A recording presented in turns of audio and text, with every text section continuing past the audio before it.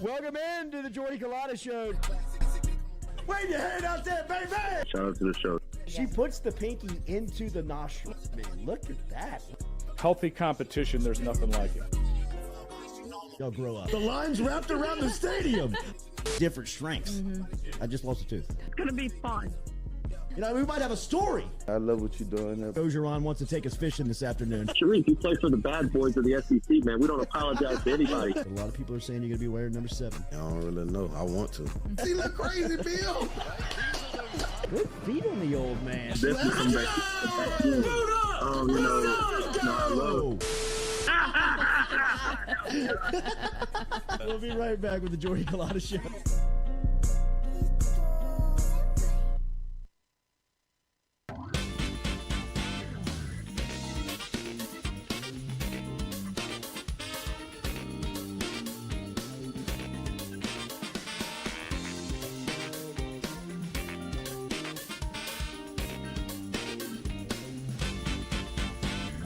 Welcome into a Monday edition of the Jordy Culotta Show, driven and powered by Go Chevrolet, live here on this Monday. As we said, brought to you every single day by Go Chevrolet, our friends over there, GEAUX, Chevrolet.com. Stop in and see Lee Carney, Nick Richard, and the crew down in LaPlace, Louisiana. Remember, if you're looking for a truck here in the new year, they got a great selection over there at Go Chevrolet. Daily, our phone lines are brought to you by Metropolitan Health Group. Real doctors, real solutions. Nobody lined up today. We'll have just some reaction to the sports news over the last couple of days, and there's been a lot. We were out on Friday. Sorry for the sudden announcement on Friday morning, Thursday afternoon. I got hit with the flu bug, and, bro, I got rocked. Like, when I'm telling you, I have not been sick like that for just a 24-hour period. It was quick, but it was, I mean, I crawled to my bathroom from, like, I went to a lunch meeting Thursday, and I felt a little shady Thursday morning. It's like that. Like, I was like, fight through. It's like, all right, I got this. Fight You got through. it. I'm You got it. I'm good. So it wasn't food poisoning. Like, I was kind of like, is this food poisoning? Because, I mean, like, the way that I was just, like, throwing up in the other end. And I mean, it was just like, dude, what the hell is What did I eat? on? Yeah, right. But, man, I got pummeled Thursday afternoon, Friday, even like a little bit Saturday morning. Started to get out of the woods a little bit, and then finally felt back to Sunday life. was like, all right, Sunday, now I'm back. trying to find my stride again. But it was it was something, man. I try to pride myself on not missing days, not getting sick, but I got sick. Tough. I got sick Thursday. What's up, Stewie? How was your weekend, buddy? Weekend was good. Watched Joey B and the boys. Joey it was Burrow. great. Yeah, it was just, great. he looked like at one point in the game, it was like he was just on a different path. He was 9 for 9 with a touchdown or 2 touchdowns, and it was like, all right, they're about to run Buffalo out of Buffalo. Yeah. We will talk about that. LSU lands a huge linebacker in the transfer portal. Omar Spieghts. What a great name. Right. Great name. I mean, and he looks it. He looks the part. Oregon State's leading tackler and captain last season chose LSU over Bama. And as we said, LSU looking for linebacker play was desperate there for times. And to fill it with Spieghts is a heck of a get. We'll talk about that coming up here. But obviously the lead story is Joey Burrow going back to the AFC title game. He'll be taking on a injured Patrick Mahomes and the Kansas City Chiefs. Shout out to Chad Henne. I don't know if people are going to talk about this, but I thought that the 98-yard drive was really the game-winning drive of the game. They had to have it. Yeah. Like, they had to have that. And look, you give me my choice of a position in football that I would want to play, backup quarterback's up there, and especially like Patrick Mahomes is backup. You're never going to play. Drew Brees is backup. You know what I mean? Like, sure, I'll do that. I'll hold the clipboard for 11 years and make a couple $1 million. I mean, why not? But sometimes the stuff's going to get real. Well, you got to come like in the divisional round with the ball spotted at your own 2. Oh, God. And Andy Reid's going to call a pass on first down and get you going. And credit Chad Henne, man, because I thought at that moment that was Jacksonville's only chance. Like, if to get Mahomes out of the game, because Jacksonville's for real. Yeah, they are. Next couple of years, they're going to be players. They're going to be someone within the AFC that you're going to have. It looks like it's probably going to be Burrow and I was going to say, it's kind of like maybe Josh Allen somewhere. It's kind of like a Burrow situation with Lawrence, because he's kind of like starting off to getting that rhythm, and then he has the pieces. He does, and they're starting to put it around him. And look, man, he made some throws on. And one thing that I think is discounted on Lawrence, and it may be his look, is that he's tougher than you give him credit for. Oh, yeah. He's going to put his head down in there. He's a tough dude. But Arden Key, defensive end for the Jacksonville Jaguars, took and it wasn't dirty. It wasn't intentional. It wasn't, I think it was just a football play. But, I mean, Arden Key's weight and knee came down on a very awkward part of Mahomes' leg and just crunched it to the ground, and you could see he was hurt. It was like the same thing with Tony Pollard. Yeah. They almost had the same Pollard injury. broke his leg. Yeah, his was like a little bit more bent. When I saw that, I was like, but that's what it looked like. Yeah. I mean, it was, and that's usually an injury that looks and sees broken legs. Like, that's how you see those things snap. But Mahomes came back into the game. I mean, there's no doubt he got shot up at when he went back there. I mean, they had an extensive tape job on him, but he is hurt, and he's going to be hurt this week, and he's not going to be able to practice. And it's going to be a storyline. And Burrow and the Bengals are going into Arrowhead, a place that they have. Look, they have tamed this dragon. They have beaten this beast. They have done this before. They're 3-0 against Mahomes and the Kansas City Chiefs in their last 3 games, including last year's AFC title game where they went into Kansas City against a healthy Mahomes and KC and was able to beat them. Yesterday, what Burrow and Cincinnati did on the road versus Buffalo, I thought was – I was texting with Ben Baby, who covers – the Cincinnati Bengals for ESPN, and he's going to be with us hopefully tomorrow. He's obviously going to have a busy week, but he's flying back from Buffalo today, this morning, and is going to join us at some point, hopefully early this week, probably tomorrow morning. But I mean, I was asking him, I know Cincinnati has been to a couple of Super Bowls. They went in the early 80s. They went in the late 80s. And I know it was a franchise that was, easy to make fun of for a long time. I got to imagine yesterday is one of, top 3 biggest wins in franchise history in the way that they just went in to Orchard Park. I mean, that is a tough place to play. Forget the snow, forget the conditions. I mean, just the fan base alone. Playing in that round, in that environment, dealing with that noise in that capacity was just, it was surgery for Burrow. I mean, that thing was, he cut Buffalo up. I mean, watching him work. He, against zone defense yesterday, had a 96 QB rating. He was 16 of 18 for just under 200 yards and 2 touchdowns. When they zoned him up, you could hear it at the line of scrimmage. He was either calling, killing, canning the play, and people were running wide open. Jamar Chase on that first touchdown is standing by himself in the middle of the field.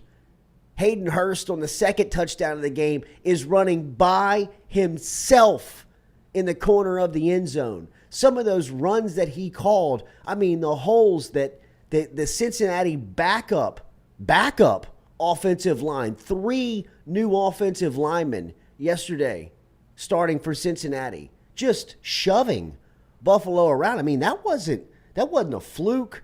That wasn't luck.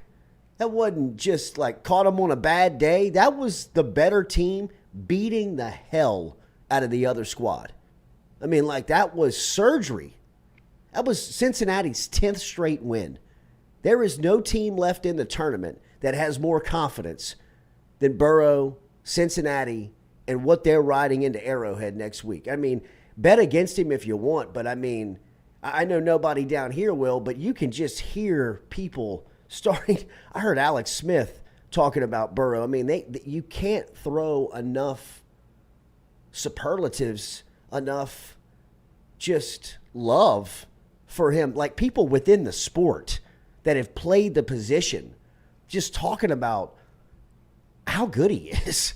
I mean, I know that we understand it because we saw it firsthand, but just what 2019 ignited in this guy, what that senior season of college football at LSU did for him, has elevated him into a category where right now it is a plausible conversation to have if he is on track to be one of the greatest quarterbacks to ever play. I mean, I think he's in that trajectory. Is he there? Is he not? He's not there, but I mean, like when you watch him play, he's going to back-to-back AFC championship games in his third season in the league with the Cincinnati Bengals with a Super Bowl on his belt appearance.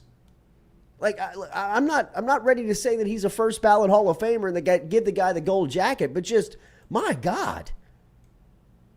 I mean, LSU might look back on this dude 20 years from now, and they may have the best quarterback to ever play that graduated from LSU. And I want to keep it on Sunday, but I mean, it's just watching him take that Buffalo defense, who is known for being physical. I mean, if nothing else, they're going to beat you up, and just in a snow-drenched field, in a full capacity Orchard Park in Buffalo, in the divisional round in late January, just cutting them up. He just didn't care. I mean, just dicing them up. He completed his first 9 passes for 105 yards yesterday. You knew right early on. I was working the clock. I was at the scores table of the Our Lady of Mercy basketball tournament yesterday. Had a great tournament over there all weekend. Shout out to Lil J and his crew. Winners again over St. Aloysius. Championship round. Got to have them. Had it, baby. 3 in a row. Swept the tournament? Swept the tournament. Oh. 3 in a row. Three tournaments in a row. Last 3 tournaments they win. But we're watching the game as we're working the clock, screwing the scoreboard all up, not starting the clock on time. People screaming from the stands, clock. All right. All right, Burrow's in first and goal. Bengals just kicked. And Burrow is just, you can see it. Yeah. I mean, like, and the thing about him, dude, when he's just kind of like standing there and he's just, it kind of looks like warm-ups. Yeah, he's like practicing. He's just flicking it. Speaking of warm-ups, that video of him in warm-ups throwing when he flips. So when he throws it and just kind of flips. It's like, Joe. It's on our Instagram if you want to pull it up. That's kind of like you knew he was going to win after that. Yeah, Like, man. It's like, just right. like, dude, you know this is the playoffs, right? He didn't care. No, 10 straight. And they've won 10 straight games. And see, I thought Buffalo would come out kind of like with that fighter's chance because of the DeMar Hamlin leading them out. I thought the DeMar Hamlin thing was going to be a big deal, but then before the game, I kind of saw the way Joey B was kind of moving around, and I told Ron, who I was watching the game with, I was like, Ron, Joe does not care at all about the DeMar Hamlin situation. Yeah. Like, he doesn't, like, honestly, at 7-13, I'm sorry for the kids in the car. Joe doesn't give a fuck about that at all. At all. Like, that was no care in the world. Like, all right, y'all got what y'all got going on, but I'm trying to win another Super Bowl. Or I'm trying to go to the Super Bowl to win that thing this year. And he did, like, just that. It was, you knew early, man. You knew within the first 10 minutes of that game, it's about to be a long day. And they were running the ball, like running the ball. It was different. They were beating Buffalo at their own game. That's where you knew we were like, oh, Buffalo's in big trouble. Yep. They're in serious trouble today. And that touchdown they took away from Jamar was ass. Yeah, that was crap. Would have been 34-10, really. I mean, it really and truly. I mean, it should have been worse than what it was. So, I mean, Burrow, right after the end. You saw what their motivation was this week. You saw them selling those tickets to the neutral site AFC game in Atlanta. Did you hear Sean Payton on Fox? Yeah. Atlanta misses the playoffs again. Yeah, he's just throwing jabs. Just dropped it in there. It was beautiful. But, I mean, even Burrow yesterday, as soon as Soon as what's her name? Go get those CBS refunds. Golly, how can I not? Tracy Wolfson puts go get the refund. You better send those refunds. I mean, you knew all week he's sitting there, and they are just like baking on this stuff. He's like MJ. Yes, Like, absolutely. It's mentally just getting to him that he went to the Super Bowl last year and didn't finish it. That was disrespectful.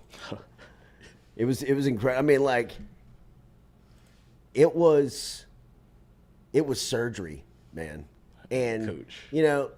look at this. This is just. I mean, he's just having fun in the snow. And you could tell the ball was just a dime. Like, I mean, just a dime. hit him in stride, I mean, Coach. just pinpoint. God.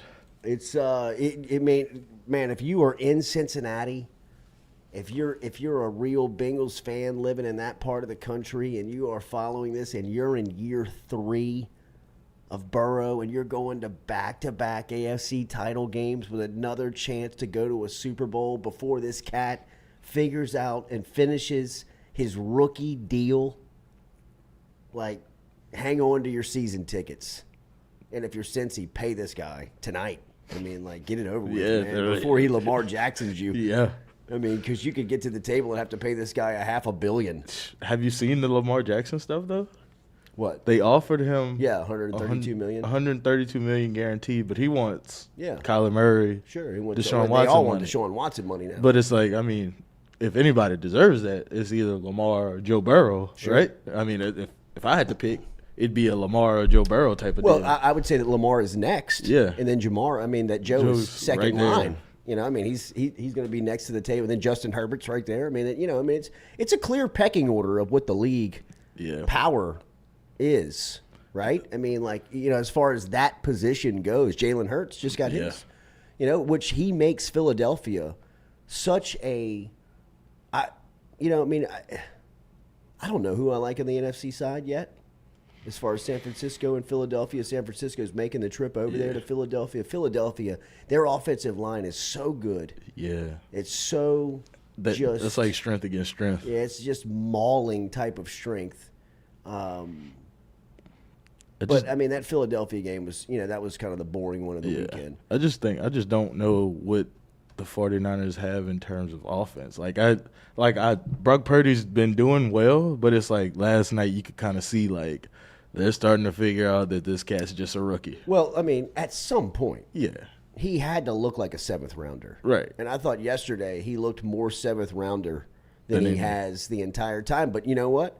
Credit both Purdy and, more than anyone, Kyle Shanahan for trusting in that guy even after he struggles, because the play to Kittle at the end of the game where Kittle bails him out, right, where he tips it off his helmet but makes the play. I mean, as far as the quarterback position goes, I'm not, I'm listening to Alex Smith talk about it on a podcast this morning while I was working out. And, I mean, he was like, everything he did on that play was wrong. Right. Oh, yeah. He's like rolling left.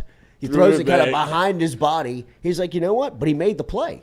And credit to both him and Kyle Shanahan for putting him in that position right there, because they had to have it. Yeah, they needed that to really put that game away. But I think that I think the better conference, the better teams are on the AFC side with Kansas City and Cincinnati. And now with Mahomes being banged up, let's see what happens there. But the NFC is going to be that's going to be a fist fight, man, with Philly and San Francisco. And Dak Prescott, one weekend he's going head to head with Brady and looks like an all-pro. The next weekend, he looks like a mid-round draft pick and makes a couple of decisions that you're just like, man, what are you looking at? I think that was more of just Tampa being kind of bad than Dak being really good. Because you could see it against Tampa. He had a few throws where it looked like they could have went the other way, but Tampa just didn't make the play. Yeah. And then this week, obviously, a couple plays went the other way for him. Well, I mean, that's San Francisco defense. Oh, my goodness. And number 29, Toa Funga or whatever, the safety. Uh-huh. Coach, he times those blitzes up like no other. I mean, he comes straight through the gap, and it's like nobody's touching him. And that play at the end of the game, I really don't care if you're in the NFC divisional round of the playoffs Or the junior high one-year championship. division and is playing with a multi-million-dollar payroll, hundreds of millions of dollars payroll, that you had the balls to line up on national. I mean, like, that is embarrassing on a high school field, on a little league field. That was like Pee Wee football. If you didn't see it, I mean, like, Dallas has a chance at the end of the game to throw like a Hail Mary, like to kind of like get one more play out of it. They get the ball with like 30 seconds left, and they're deep in their own territory, and they're trying to make something work, and they have one play left. They got like 70 yards to go, and they come out of a timeout. They call a timeout, and they've got Ezekiel Elliott at center. They've got no offensive linemen on the field. They've got they do have offensive linemen on the field. Some of them are like spread out. I mean, it was one of these plays where you're like, no way that the season is down to one last snap, and they're going to run this. And I mean, Coach, look at. This is the NFL. Like, that is Ezekiel Elliott, one of center. At the time when he was, one of the best running backs in the league, snapping the football, and he gets absolutely crushed. Oh my God! I mean, like, and as he should. I mean, he's got no business being a center. It's a great snap. Oh, I mean, Look at. I mean, like that was the worst play. We do all of this for that. One, and Dak's trying to run behind him to get the pitch. I mean, like, that was horrible, Coach. That was just. I mean, Dak's got a laser on his arm. Flood the field to one side and throw it up. I mean, give CD a chance. Like, let's not go out like this. And then he got crushed. Yeah, he got crushed. Then you got Jerry Jones talking to the kicker in the pregame. First extra point. I mean, Coach, he was gonna miss it anyway, but it gets blocked. I mean, that dude has to be like, they're probably gonna cut him today. We got to. They got to cut him today. Last night, hey, just to let you know. Yeah. I mean, you won't be coming back. Yeah, right. This is it for you. Won't be needing your services next season, sir.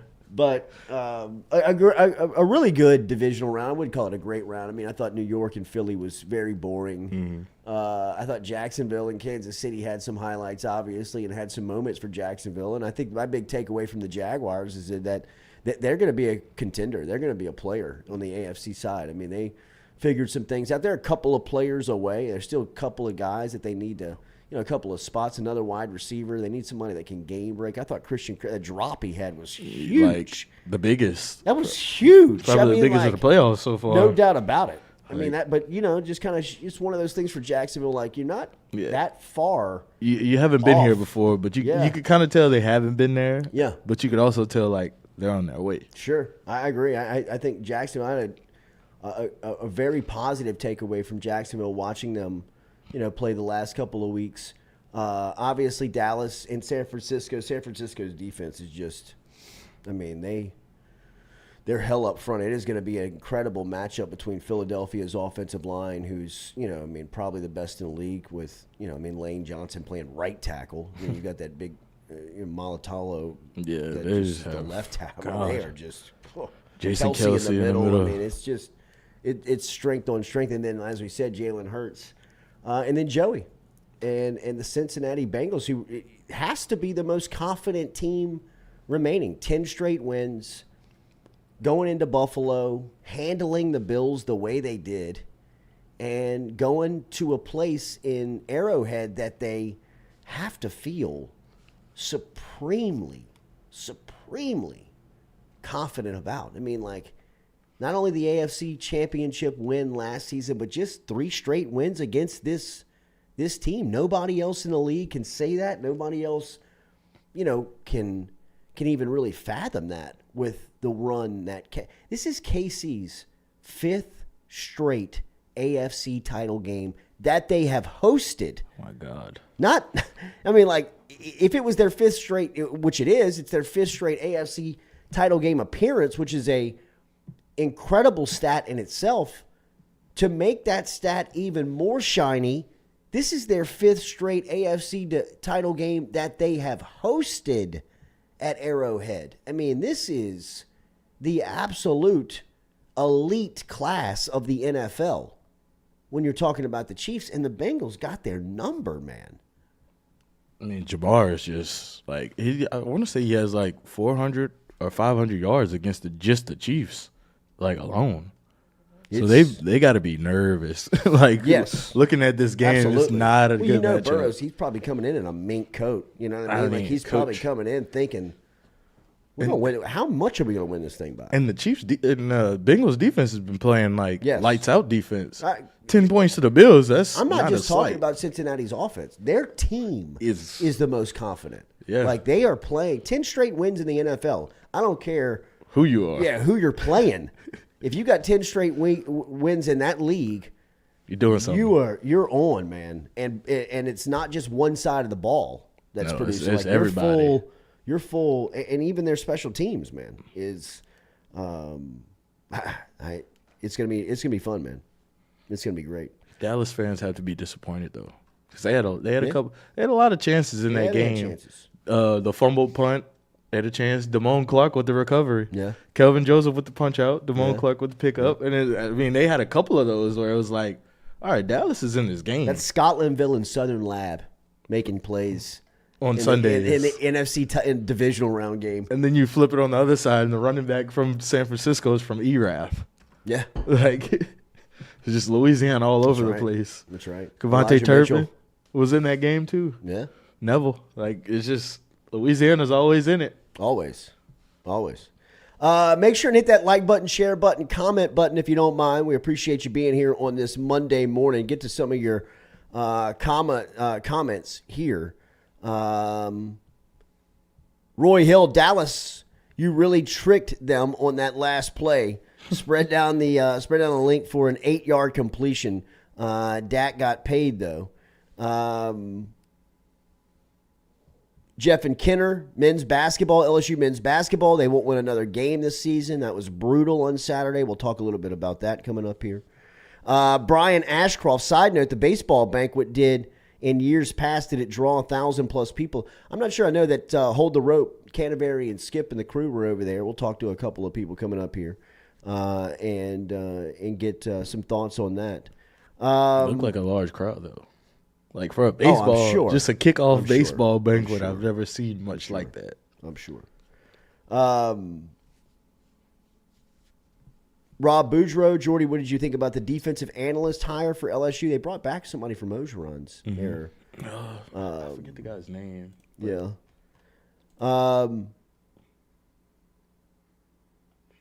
Hayden Paris, best day in the NFL each year. Cowboys recap. Who's to blame? Who gets fired? Who gets hired? Chili, Ty Davis Price also on the 49ers. Golly, man. Yeah. It's just a bunch of North Baton Rouge kids making plays on Sunday, man. That is it's fun to watch, man. That's good for them, man. Really good for them. Hit that like button, share button, comment button. Remember, daily, we're brought to you by RMB Builders, rmb-builders.com. Online, they got great Instagram over there if you want to keep up with them over at RMB Builders. But look, if you're looking to build your dream home, if you need some new construction done around the house or the office, they're commercially licensed as well. You can get in touch with Rhett and the crew, and they can help you out. rmb-builders.com, rmb-builders.com. Make sure and follow them on Instagram. Make sure and like, share, subscribe, or just like and share to their Instagram and show it off, man. If you're looking to find out what RMB can do for you, all of their projects, all of what they do is right there for you on Instagram. They got great stories and reels that they're posting weekly. So keep up with them over on RMB Builders site, RMB-Builders. We had Chili asking about, or somebody was asking about the latest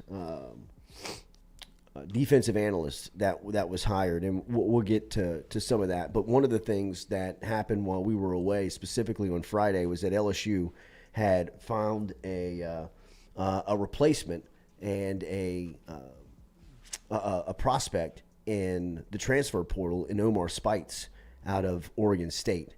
And Oregon State, he is where he's coming down from Corvallis, and he tweeted it out on January 19th. So on Friday, he tweeted it out that he had chose LSU in the portal, and he is a guy that chose LSU over Alabama. That Alabama, LSU were among many programs who had interest for Spieghts. He is a Power 5 starter. He played in 45 games for Oregon State. He started 39 of them. Has a career of 300 tackles coming down to LSU. Remember what we were talking about, what LSU needed specifically for this defense, something that they were missing, that thumper, that tackler, that Patrick Queen, that, look, I don't want to start comparing, but just that style. Get their hands on you, you're going down to the ground, right? Spieghts is that guy, man. 300 career tackles, 25 of them for a loss. He's got 5 sacks, 44 hurries, and he's played over 2,500 snaps in college football. Talk about a veteran. I mean, this guy comes in here and checks every single box that you would be looking for from a transfer guy. I mean, and then some. I mean, this is to bonus. I mean, he's a all Pac-12. He's the captain of the team. He's a 3-year starter. I mean, things that you're just like, Jesus. A position of need and the best guy in the portal at that spot, LSU nabs. So coming back, you've got obviously Harold Perkins, who might be the best defensive player in college football. You got Greg Penn, who's coming back, who had some highs, had some lows last year. Wes Weeks is there and has played some football. His brother Whit Weeks will be here. And then they picked up a recruit in the 23 class in Christian Brathwaite, who was a one-time Baylor commit that ended up flipping from the Bears to LSU. So still a very light room, right? I mean, still as far as the numbers go, you probably want 1 or 2 more guys in there that you could look at and either be in the developmental stage or somebody that you could say, hey, he could play a reserve role for you if you needed it. And they may still be searching for that type of player. But one thing that we were talking about before last Friday was that they needed a high end, they needed an impact, they needed a starting type of prospect that they could go out and bring in at the second level defensively. And they couldn't have done any better. They could not have gone any better than what they got in Omar Spieghts. I mean, we just reeled off his career stats, his time in Corvallis, how much he meant to that program, and to pick him up at this time is just it's as good as LSU could have done there. I mean, for a position of need, for what they had to get, and now this really, takes the pressure off of maybe moving a position for a guy, in-house that, discussions were probably starting to be had. Hey, if you don't hit on Spieghts or if you don't get another linebacker, what are you going to do? Who are you going to move? Would it have been maybe Harold Perkins? And maybe there's still a plan to move Perkins. But I know the plan that they had for him last year was pretty damn good. And if you've got somebody that can fill a spot that, a guy like Baskerville was in last season, and you can keep Harold Perkins in a spot where, he's just a playmaker. Well, I mean, let's do that. Because, that was hell on offenses. But it can't be underestimated or just undervalued how big the Spieghts pickup is. I think this is one that you'll probably look back on mid-season, next year at some point and be like, damn, thank God LSU hit on Spieghts. Yeah. because you needed linebackers. that was a black hole. I mean, they had no bodies there. You know, I mean, they just needed more people. They didn't have the players. And to not only get a player, to get a guy of his caliber that's coming in here, I just think they couldn't have done any better. They could not have done any better than what they did. In Spieghts, like I said, I mean, guy chose LSU over Bama. He chose him over, pretty much everybody who was anybody in the sport that was looking for linebacker play was going after Spieghts. And so for LSU to win out, another very, very positive, impact in the transfer portal. And another season and another year, another offseason for LSU being very, just they're all over the portal. Yeah. I mean, like they're just kind of scooping up again what they need and getting very high-end players for it, whether it was the 3 DBs that they were able to pick up.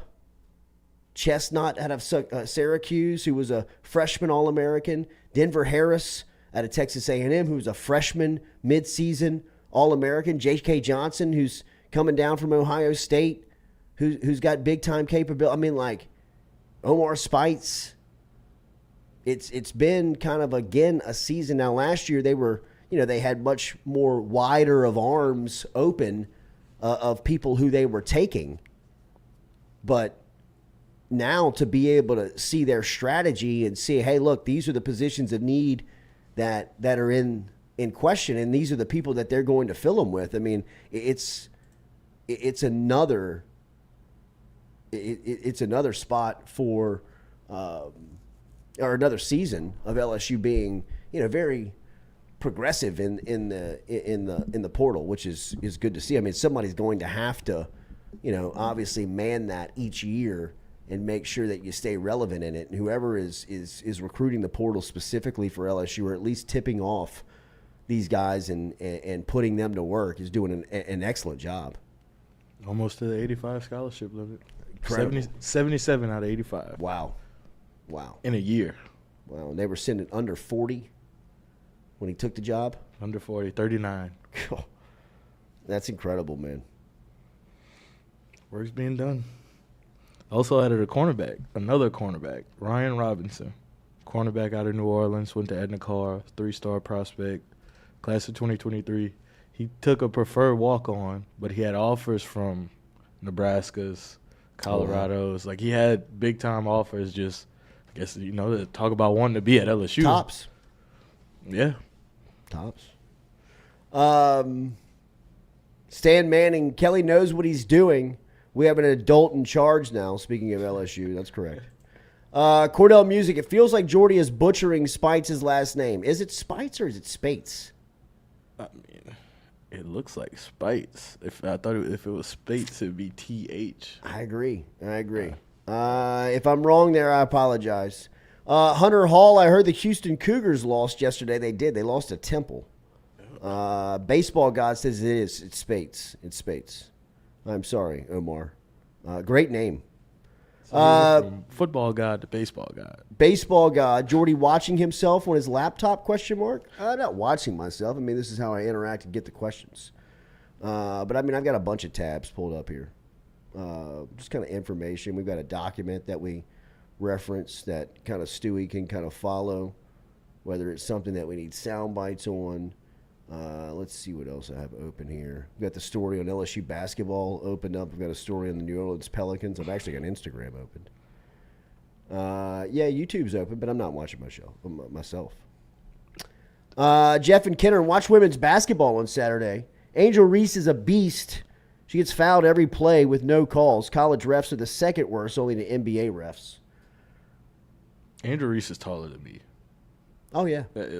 I saw her up Coach, close. Angel Reese would whip your ass. Oh, I know. Yeah, I mean, saw her up close straight up. personal. I mean, I was like, I mean, if y'all squared up, I wouldn't. to me as well. I mean, I'm not saying, but you're bigger than me. You know, I mean, she would dominate us. Like, I wouldn't even mess with her like that. No. Like you stay in your little area and I'll stay in mine. I'm good.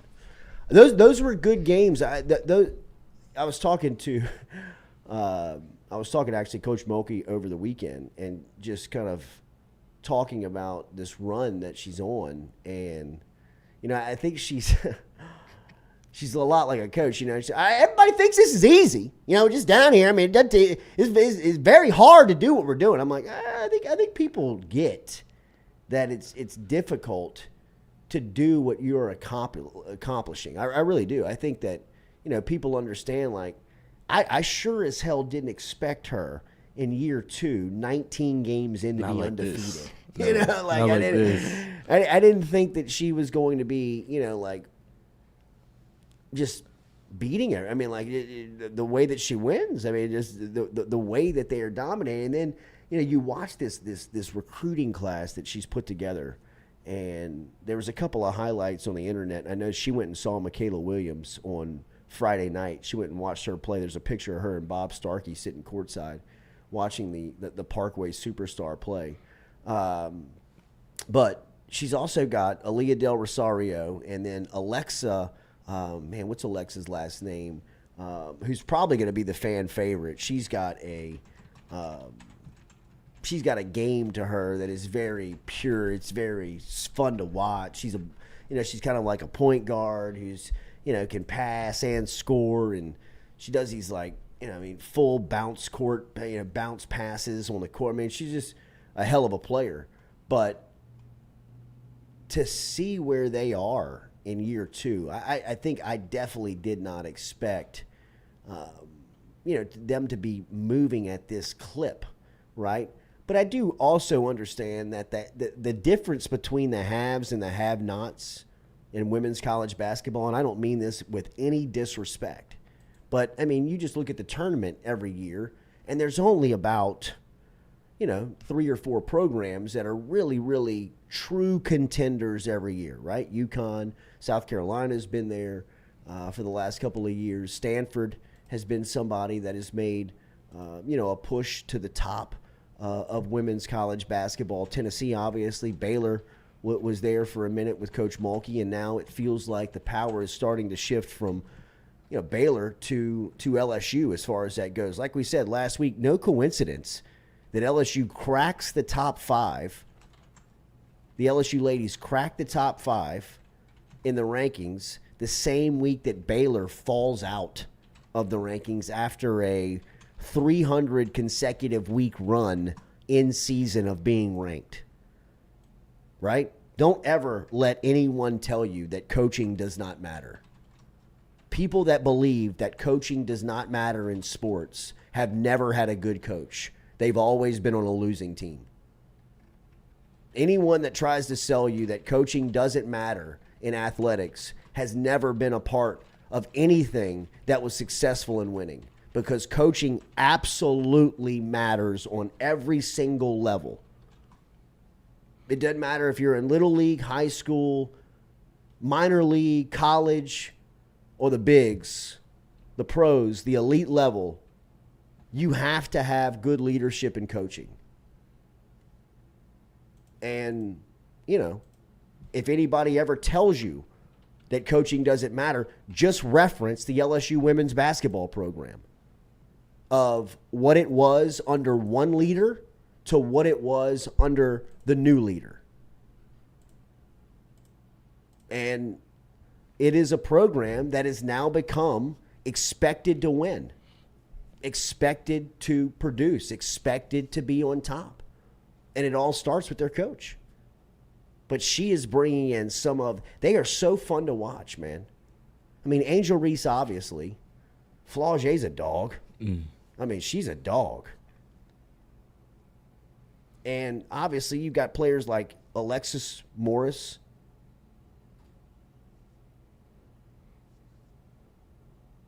that are on the roster. But they're in Tuscaloosa tonight. They play at Alabama. They're averaging 88 points a game. They're averaging 30 more than Alabama is. offensively. You know, I mean, a little different. We're talking about the difference between the haves and the have-nots. But the most impressive things about the haves in the league is that when they are supposed to win, they go out and dominate.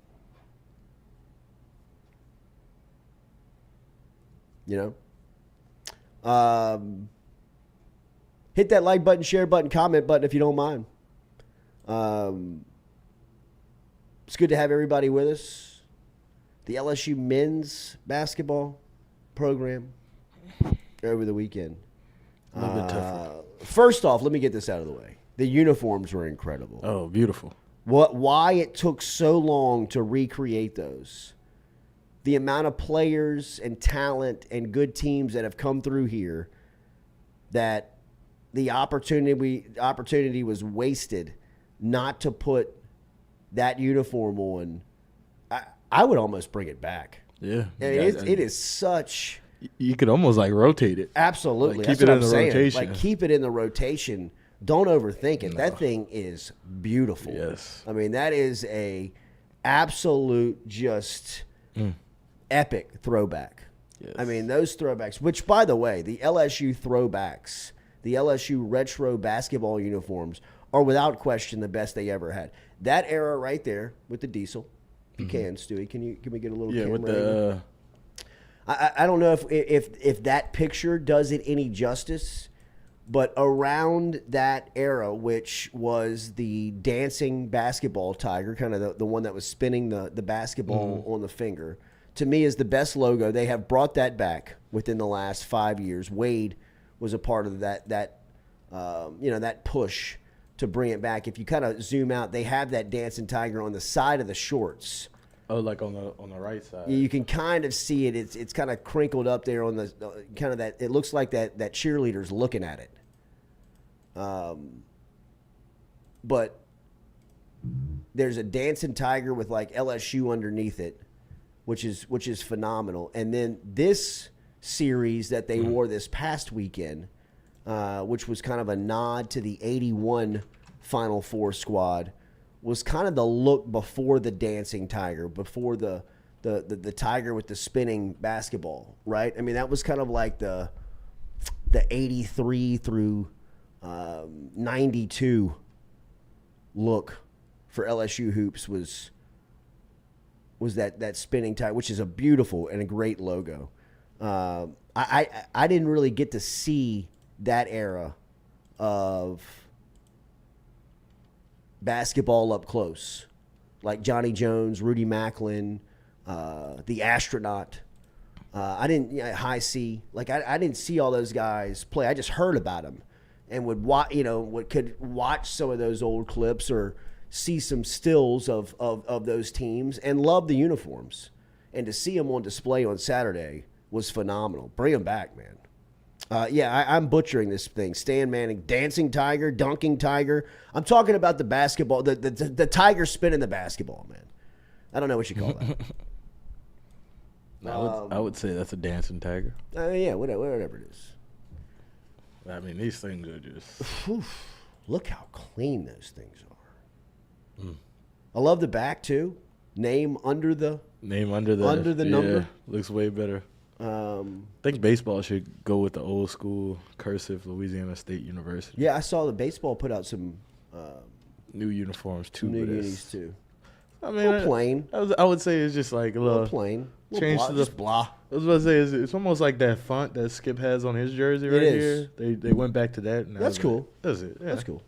Subtle change. I would even bring back like the earlier '80s, like even like the V-necks where they had Louisiana State across their chest. Yeah, that baseball. That's what I was Albert talking Bell. About. Mm-hmm. Yeah, they posted a picture of Albert Bell and Pete Bush. I want to say, and it's the old Louisiana State. That like with Mike the stripes, Papajohn with the stripes on the hat.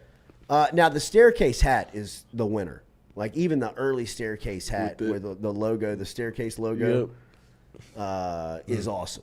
But back to LSU basketball, man. It's tough. I just. It's like, I don't know. Do you see a path for them to even win a game in that SEC? No, I do not. I don't. When and look, this is a very thank you, Captain Obvious, but I mean when you can't score, Yeah. and you're just no threat to score, it puts so much pressure on a basketball game. I mean, it really does. Like, even if you have a bad offense in basketball, but you just have one guy that you can say, spread the floor, let him play one-on-one, let him play one-on-two if you really have to. You know what I mean? We've seen that before. We've seen guys just play Cam Thomas. You've seen Chris Jackson. You've seen guys that you're just like, yo, bro, figure it out. Get us a bucket. Like, please. You know, and them do it. But this team, there's just no offensive threat. You know, and when there's no offensive threat, the defense, which Tennessee's defense is number 1 in the country, it's the best defense in the country, just you become very predictable. You become very easy to scout. You become very easy to guard, and that's what LSU is right now. And you know what they lack, what they do not have, is something that you can't just create in the middle of the season. You can't just produce somebody that can get you 25 a night. You know, I mean, it's just, man, it sucks because, like we said last week, LSU was trending in a direction where, I mean, LSU has won 3 out of the last 5 against Tennessee. Think about where Tennessee has been from a basketball standpoint over the last couple of years. They've been players. I mean, they've been somebody that's been very well respected. Top 10 program, I'd say, over the last 3 years. I mean, they got a guy starting for one of the best teams in the NBA right now. Absolutely. Grant but, I mean, Williams. just judging their program, like looking at what they're doing on their campus year in, year out, people are talking about Tennessee basketball. I mean, they're getting recruits. They're playing in the tournament. They're playing for the league title. And LSU's won 3 of the last 5 against them going into that game. Look how far down now LSU is behind Tennessee and just watching them play head-to-head. And I would say that the gap is even wider than what the scoreboard said on Saturday. I mean, 77-56. It felt like 177 to negative 56. It's frustrating. I got to imagine it's very frustrating for Matt McMahon and the staff. You know, I mean, and like we said, it's very unfair to judge McMahon on the first year. But in looking at the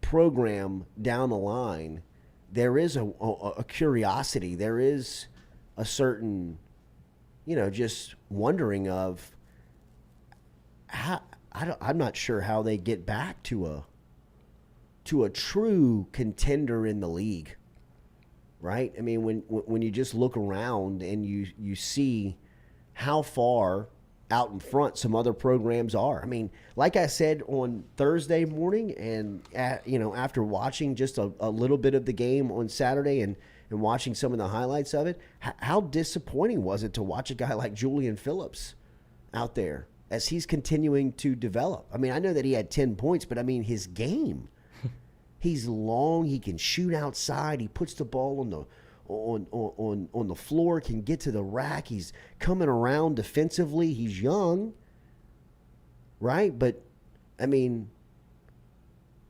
where's that guy for LSU? Where is that guy in high school that's looking at LSU right now that say that would be attractive to me?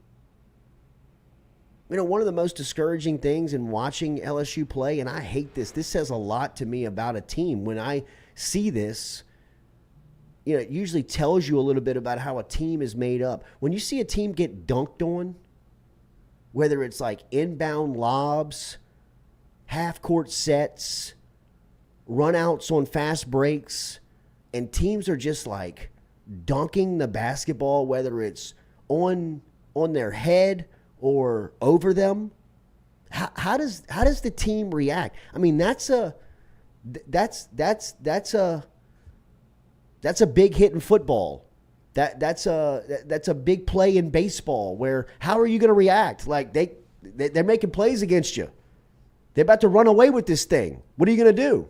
And a lot of times you just look out there and there's no real reaction of just, like, come on, man, we got to get moving before we end up on Sports Center. We're about to be on the top 10 on the other side of it. I mean, I don't see anybody on LSU dunking on anyone. Every time I look up, people are dunking on LSU's head. And there's no real fight to it, man. I mean, that's a punch in the face on the basketball floor. I mean, that's an open gym shove in a pickup game. Somebody dunks on you, there has to be some sense of like, yo, fellas, that ain't happening again. You know what I mean? Like, we got to make sure we're not going to get dunked on anymore. I mean, let's start dunking on other people. Let's start putting it on their head. And maybe it's, it's unfair. Maybe they don't have that guy, but that's not dudes in basketball. That's a mentality. You know what I mean? If you're playing college level basketball, you've been dunked on or you dunked on somebody. I get it. But that's a mentality of, hey, we're not getting dunked on. Nobody dunking on us. And if they do, we're getting the ball and we're shoving it right back on their head. Because it's going to be a message of, this isn't how it's going to work. But that's the most discouraging part to me. And that's why last week, people were pounding me on the Johnny Jones, Trent Johnson comparison. And when I said, I was at lunch with a guy the other day, he was like, man, you were hard on McMahon comparing him to Trent Johnson. I said, yeah, but I didn't compare him to Trent Johnson.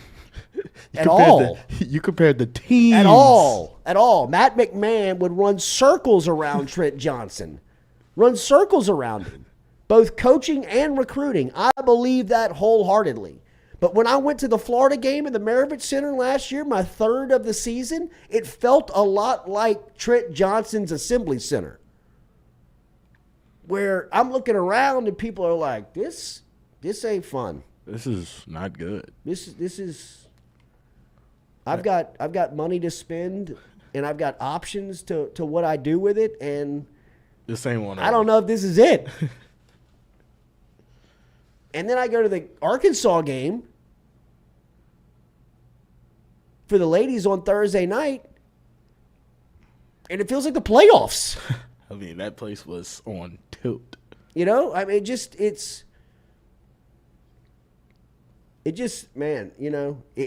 a cool town when basketball is relevant. And I didn't expect them to be a tournament contender this season. But I expected to get a little bit of that juice of, give me something to hang on to.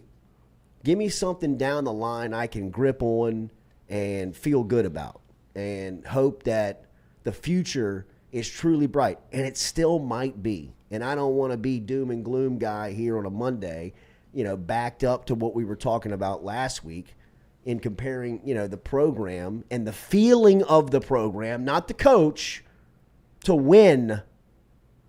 Trent Johnson and Johnny Jones was here when it was very just apathetic, man. You know what I mean? It was just very blah. Nobody paid attention. Nobody went to the games. And if you did, you left there more discouraged than you did even going in. Of, wow, it's way off. And I don't have a solution.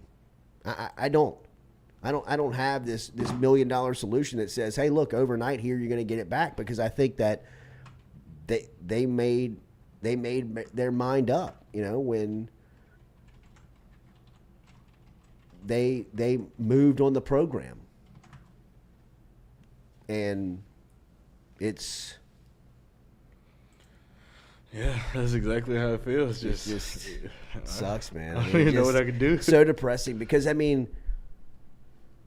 January, February, and March it's awesome time around here when basketball is good. It really is. It's so fun, and it's such an easy springboard into spring football. You know what I mean? Like, you look up, and next thing you know, you're finding out who the new corners are. Right. You're like, damn, and LSU's in the tournament. Quarterback competition. Yeah, right. I mean, now I got to sit here and think about Nussmeier and Jaden Daniels for 3 months. Who's going to be the starting corner? Oh, gosh, man. Just, That's man, tough. it may come across as unfair to McMahon, and if it does, I hate that it does. But you can't. It's not on him. It's really not his fault. It's not his fault. It's not, and you can tell that. Look, he's a good basketball coach, man. He's got their team. You can't create somebody to put it in the goal. I mean, like they run good stuff. They have good looks. They have open shots. You got to make them. They just don't make them. And that's, as I said last week, and I will continue to say, there's nothing more disrespectful in basketball that you can do as a defender. If I am defending you in basketball, think about it even in your pickup games. If you play pickup at your gym or at the park or at the rec, wherever you may play, and you step away from the guy that you're guarding and say, shoot it. Shoot it.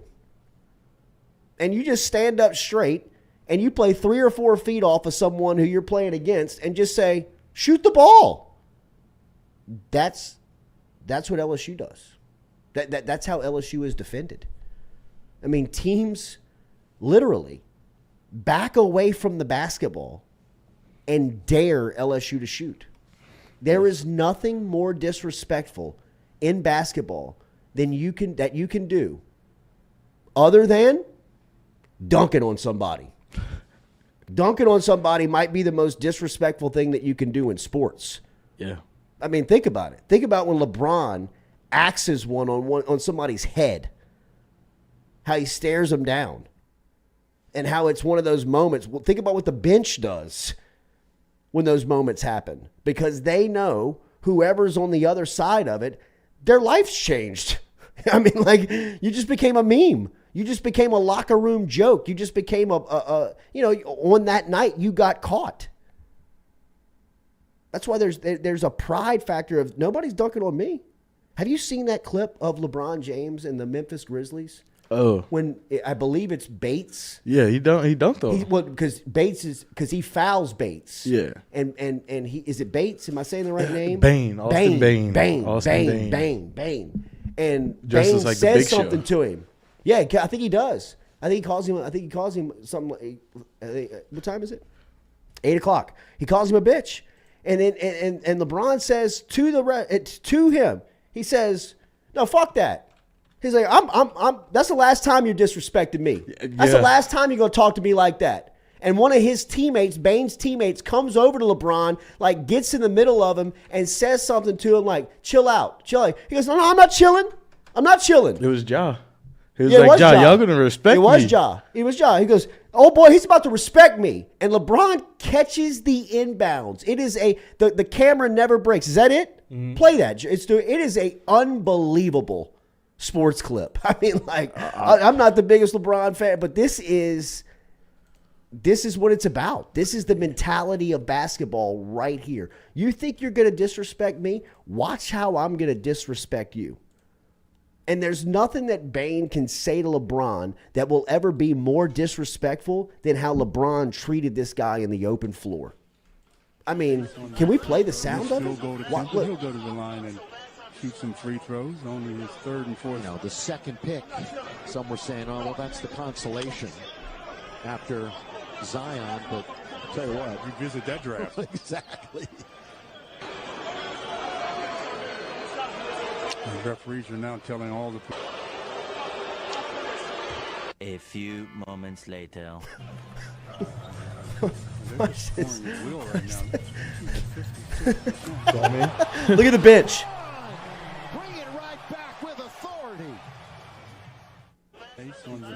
I mean, that's the mentality of basketball right there. And I think that was right before Shannon Sharp got into it with the whole team. I mean, dude, the Grizzlies, they're about to get humbled.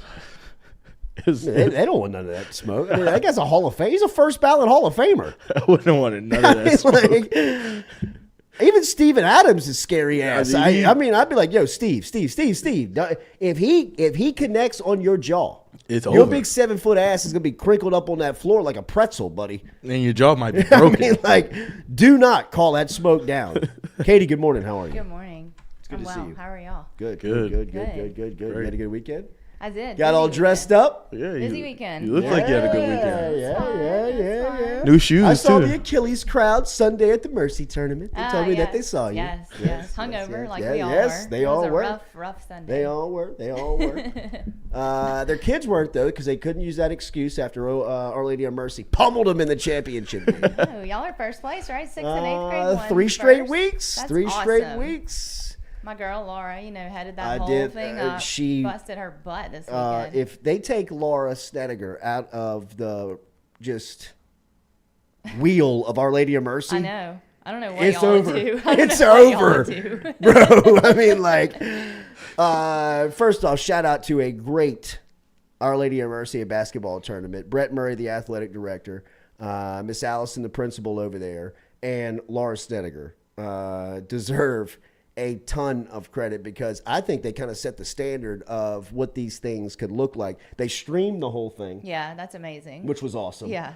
And they got it title sponsored Yep. on the stream, which the sponsors got a lot of. I mean, they got a great promotion, publicity from that. Sponsors logos on the shirts, all over the signage in house. Food, cooking Yeah. food all weekend. And it was just a great tournament. So Yeah. shout out to the crew over there, man. It was a fun weekend. Even though I was a little bit under the weather and was. Yeah, you were. How are you feeling?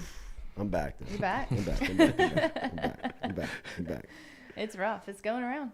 It is. Heads up. If you get what I got, bro. Oh, it had me. God.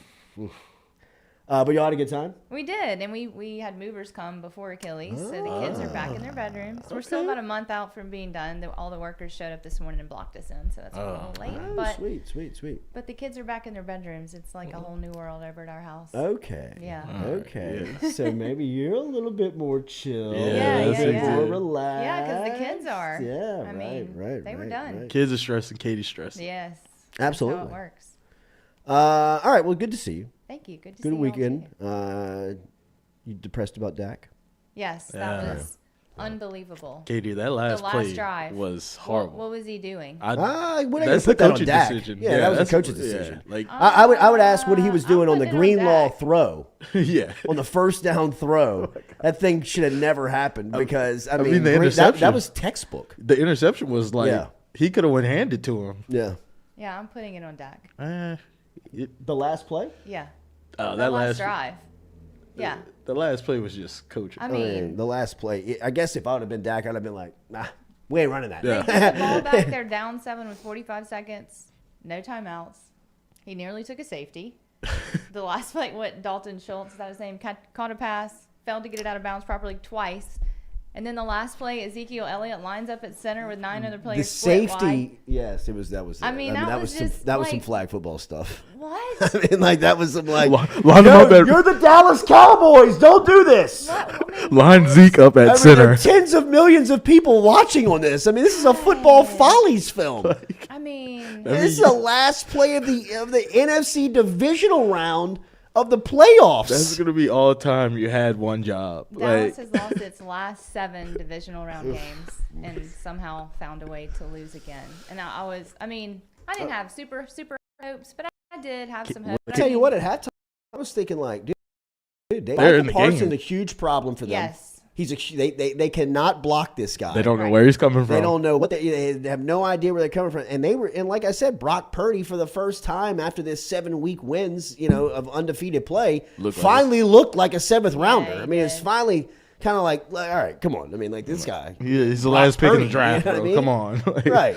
I mean, Brett Maher, though, like when he missed Oh that my- first kick, I was like, no. Wait, did you not no. see before the game? Jerry Jones is like holding his helmet like a coach, talking to him didn't face to see it. face.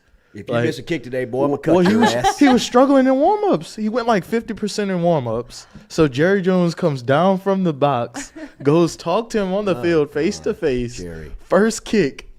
He was going to miss the kick anyway. I If mean- they didn't block it, he was going to miss it. Right. Which is awful. Like, I know. They're probably Couldn't. gonna. I was like, oh God. They probably this left poor him in guy. San Francisco, Katie. I know. Well, they This- should. Yeah. The Yeah, I poor mean, kid, though. Uh, I mean, yeah, he's not you a gotta- kid. He's you a gotta grown feel man. bad for him, though, right? That's That his kind of job. Pressure, though. That's crazy. This is Crazy. his job.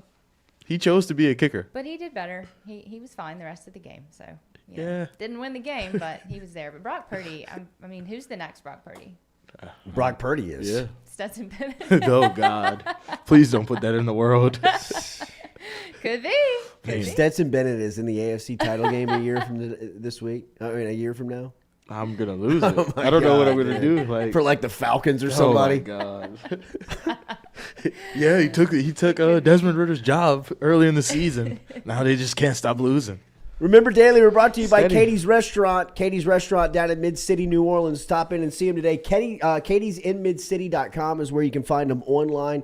You can stop and see them there on Iberville Street. Great neighborhood bar, great neighborhood spot if you want to stop in, grab a great lunch special, a great drink for happy hour, or if you want to go try out their St. Louis-style pizza, they've got that for you over at Katie's Restaurant. Also, Francesca's Deli in Midtown. Stop in and check them out as well. Francesca's a great little sandwich shop. But Katie's in Mid-City. Katie'sInMidCity.com. Katie'sInMidCity.com is where you can find them online to keep up with the latest from our friends over at Katie. So the title games are set for Sunday. San Francisco is traveling to Philadelphia. That'll be a 2 o'clock kickoff on Fox. And then Cincinnati, Burrow, and KC are going to be the primetime game. That'll be a 5:30 kickoff on CBS this Sunday. Wait, those are both Sunday? Yeah, both Okay. Sunday games. So the sports schedule is about to get trimmed up here. Man, a lot. Then what? We owned to just basketball for a couple of weeks. Relax. Baseball season's coming. Yeah, but we Oh, count exactly. on a lot of other people on baseball, bro.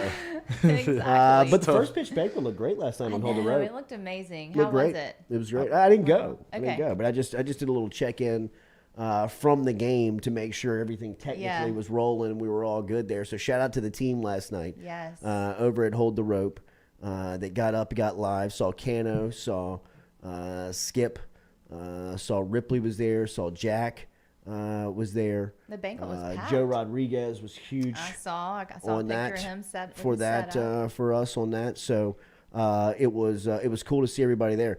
I didn't get as far as like the feedback on like what the turnout was, but I mean like I saw pictures of the ballroom. It was packed. Okay. Packed. Well, I mean like I was gonna say, I mean, I'd be willing to bet that it was packed yeah. because every year this is a major turnout, a major event for the baseball loving crowd, which is a huge demographic of the LSU fan base. And imagine that they would be out last night. There's a lot of buzz around this team, man. Yeah, I mean, is. like there is a ton, not just locally. I mean, like I was kind of catching up on Twitter the other day with some of my national baseball, just guys that I follow, just kind of going back and through and making sure I was following everybody. Eric Sorensen, Stitchhead. He was actually my cousin. Really? Which is crazy. Yes, he works for. Hey, did you always know this? No, we figured this out when I was in the media. Really? Because he was like, this guy called me, like texted me, found me on social media, and he was like, "Hey, cuz, if you ever need any college baseball insight, I'm out here in California. You can always look me up." And I'm like, "I'm going to Omaha," and I'm like, "Poppy," I'm like my grandfather. I'm like, "Who is this guy?" He's like, "Oh, that's your Philip. That's your Uncle Philip's cousin's brother's son, Eric, who lives out." And I'm like, all right. Got it. Related to like everybody. Yeah, like, somehow. all right. So he goes by Stitchhead on Twitter, on social Why? media. It's a baseball He's thing. bald. Stitchhead? He's bald. Okay. And then and he's got a great logo. It's like a bald head with like a cool. baseball stitches. Yeah. So he calls himself Stitchhead, and he writes for D1. He writes for, is it? There's D1 baseball. Okay. Like I'm telling you, like I mean, like, dude, where's Montook at when we need him? But yeah, he's like one of the big writers over there. And then like Kendall Rogers, I was making sure I was following all these people, just like for baseball season as it was coming up to catch up with all the news. And everybody nationally is talking about LSU. Mm-hmm. Oh my goodness. Like I mean, like everybody. Like I mean, like I saw somebody like was like, could this be LSU's best team ever? Like, Jeez. Jesus. That's strong. I mean, Mikey said it. Yeah. And Mikey's been a part of some pretty good teams. That's Yeah, true. but I mean, like Mikey's team was great, and I would say that it's probably in the discussion of maybe the best of. But I mean, like they hadn't even hit a ball I yet. know. That's wild. I mean, before we start crowning them, like the best of LSU baseball's history. Coach, I mean, that's it's a some history. steep mountain to climb. Yeah. You know what I mean? Before we've even taken a pitch yet. Dang, that's exciting though. Yeah. I mean, that's really exciting. Got a lot of first round talents. Coach, on you this got Yeah. like top tens guy, like a few, I mean, like 4 or the 5. Skeen kid, Dylan Cruz, the best in the game. And I saw a tweet yesterday. Skeens is up to 99.8 on the gun. His fastball, which is like, and he hits the ball 400 feet too. So Over 1,000 people there last night. At the Stephen banquet? Miller just said there was I mean, it 1,050 people there last It looked it. It was absolutely packed. It looked great. A great time. I'm sure you had a lot of cousins up in there. What up, cuz? Rob Boudreaux, Jordy, do you still have the uniform that when you and Derek Panamsky got dressed for the game? I do. What was that? We threw the first pitch for a softball game. How was and we Panamsky's dressed first pitch? up high. And we dressed up in the base. It's on my Instagram.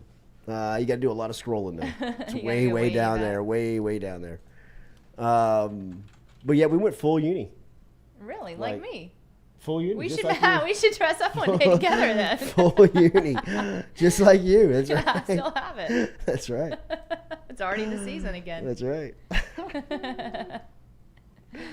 Hunter Fournette says, according to Kendall Rogers, Skeens is up to 102. Whoa. Who is this freak, bro? I Who mean- is this Freak, guy? Seriously. Who? Paul Skeens? Yes. I mean, he 102. pitched, caught, and played like first base last year at Air Force. I mean, dude, hide your wives. Yeah. I mean, good God, who is this guy? I know.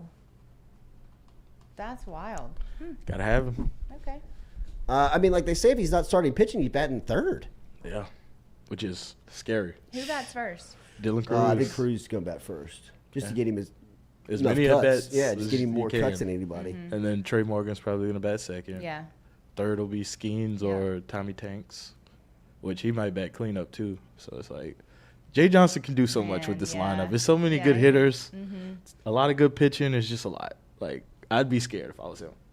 It's like, oh Gavin shit, Dugas. right? It's like I There are a got lot of somebody's gonna be mad Yeah. because somebody's not gonna Yeah, play. absolutely. All right, make sure to hit that like button, share button, comment button, if you don't mind. Were you about to say something? No.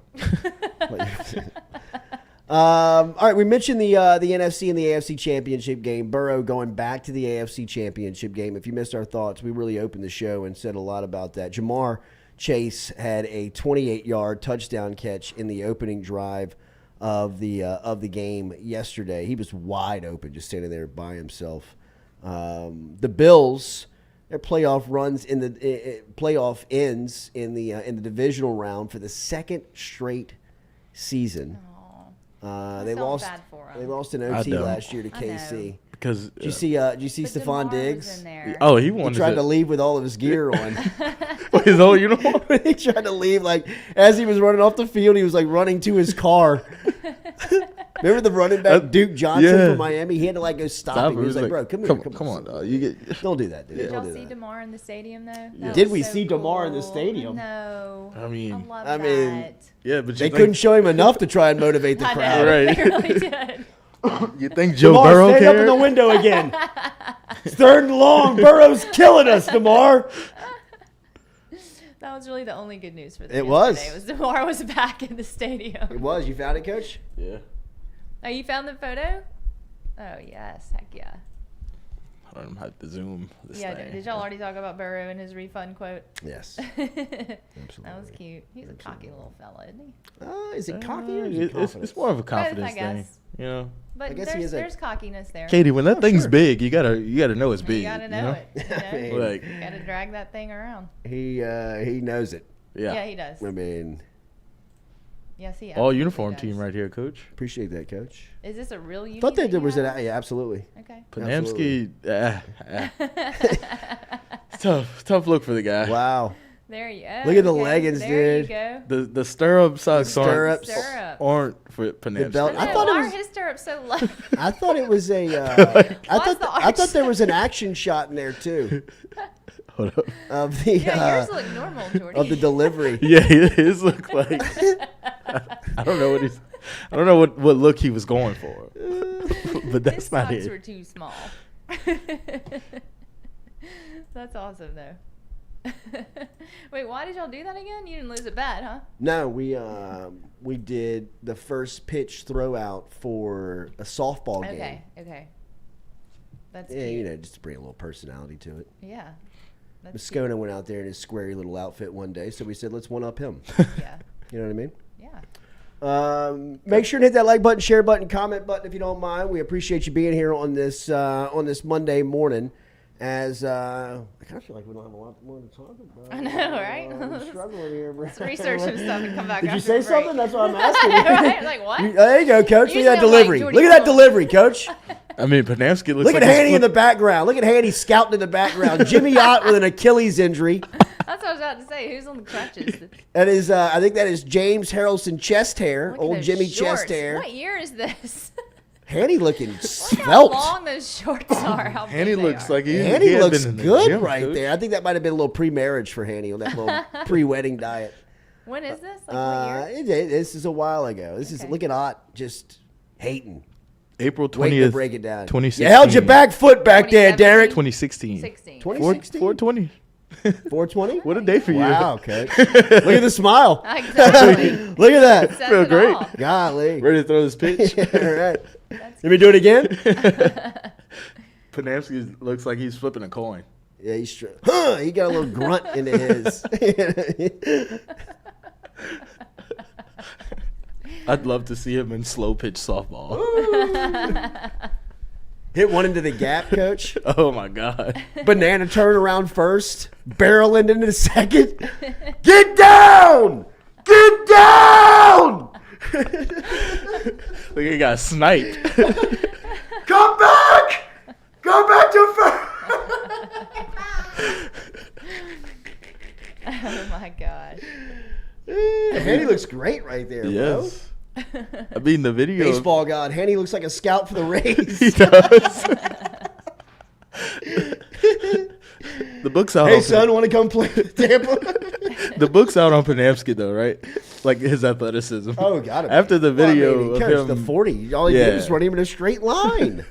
I mean, like, what? Like you asked him to jump. I think I was watching you on your other show, and you were talking about that, so I had to go look it up. Like, I had to see it. It's got over 1 million hits. And it was like, at first glance, I was like, he's not gonna fall, right? Who was? And he he just. It was a brutal fall. It was Rick Riley, was the famous Sports Illustrated columnist.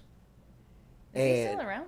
I don't know if he is. I think I think he got canceled. In a while. I think he might have gotten canceled. What did he do? I don't know. He was an asshole. Okay. You want to talk about cocky? Yeah. I mean, like, Yeah. but didn't have Burrow's credentials. Right. You know what I mean? Like, but he looked it up, or somebody brought it to his attention, and he like blasted it of media members thinking that they're athletes. Oh God. And like wrote about it. It was like, this is why media has a bad name. Like they think that they can all play everybody. And it was like a joke. Like Panamsky wasn't like, they like wanted to prove that he could like run the 40. It was like some media event that LSU put on, and he was just first up. Oh God. You know what I mean? You know, they called the event after that. They never did it again. Like, we Yeah, can't they do were this. like, we're way too liable. We're here. looking at a lawsuit. I mean, he's like, look at the rest of these guys. I mean, he's like, if he didn't fall, one of these bums were gonna fall. I mean, like, whose idea was this? Dude's out here, bro, broken collarbone for running a Like, party. he was the first guy off the block. The event didn't even start. It hadn't even started yet. Who wants to go first? Everybody's like, you know, like, oh, Shit, let me stretch. I'm still a little tight. Yeah, I'll go. Derek. 20 yards into the 40, he's got a broken collarbone and a torn hamstring. Oh my God. What a day. 3 minutes later, the event is canceled. Everybody's off. Pick the cones up. Grab the shit. Everybody inside. This is done. I mean, it was Everybody's like, "Fuck, Derek!" Just fucked the whole party up, man. Yeah, like, That's "God, on video Derek." somewhere, right? Oh, the is there a video's on video? YouTube. It's got 1 million hits. After Rick Riley wrote about it, I'm telling you, it went viral. It went so like sad. early day viral. I mean, it That's was sad. everywhere. And then it got to a point like, like where Panamsky, you put yourself out there in the media. You put yourself out in the public. People are going to harass you. Yeah. People are going to hate you just by the way that you talk. Somebody's going to hate you by the way that you dress. Somebody's just going to hate you just because they hate you. You know what I mean? Then if you give them some supporting evidence when they hate you of something like that, that is just gonna it's just too easy. Can we play it? Hell yeah, we can play Oh it. my god. I mean, he's not even running fast. No, he's not. But you can Oh, see the water start to spill. You can see it start to tip. I mean, you can see the cup starting to tip over where it's just like, no! Look at everybody stretching in the background, Stewie. They think the event hadn't even started yet. I'm telling you. It's like morning time. Like, people are just still setting up the day. Just wiping the coal out of my eyes. Right. Like, wait, what's the deal here? Like, what are we doing today? Like, I don't know. They want to do some, like, media pro day event. Like, I don't know. Like, somebody falls in the background. Like, never mind. Pick up the shit. This ain't going to happen. We're not doing it. Like, let's. Oh no. Oh, there's the hammy. Boom. Dude, look, and you can tell right there. You He saw knows. That happen. He knows. He knows. Oh my god, that's so cringy. Look at him after. Oh no. Over the t-shirt. Look at that wrap over the t-shirt. Oh, that was awful. Poor fella. I mean, Who's Darren Aaron? She was Erin Cofield. She was the reporter for WAFB, and she did a segment Called Darren, Aaron? and she would she would go do stuff. Like, you'd be like, go bungee jump on me. You Really? know what I mean? She'd be like, I'll do it. Oh my god, And that's she'd cool. go do it. And I think that What happened to her? she She got was- canceled too. No. Oh, She was from the Northeast. Okay. And I believe like that was her first gig was Baton Rouge, and Yeah. she went back home. Okay. You know, and I want to say that, but That's she was cute. awesome. She was Yeah. great. and I mean, recruits are Derek. like, is this the guy Ed O was telling us to call for NIL? Like, I've never seen that before. That's so sad. It's bad. That was really is. like, Just him running in general. Like, my kid is honestly, probably before faster than anything him. Oh, okay, happens. no doubt. like, No doubt. Yeah. No doubt. He better be. I mean, right. like, Because he was you better moving be. in. Yeah. How did you pull your hamstring running that slow? You could see Never it happen. stretch. Yeah. Yeah, Never you run. saw when it happened. Yeah. Just somebody say, "Hey, sprint." Oh God. Right now? This is gonna go bad. That's so sad. Please don't make me do this. That's it. Event's canceled. Pick it up. Les Miles is somewhere around there. Oh. Yeah. Oh, Les and Derek were like cool. Oh. Like you know, Oh, he has the head coach friends. and he would call him the Polish Prince. Screwed it up for everybody, huh? That's amazing. Wow. All right, hit that like button, share button, comment button. We appreciate you being here. We'll be back with you tomorrow morning at 7 a.m. as the Jordy Culotta Show, driven and powered by Go Chevrolet. Good to be back. As sorry about Friday. You can't be sorry for being sick. Yeah. Being sick is just being sick, coach. We'll see you tomorrow.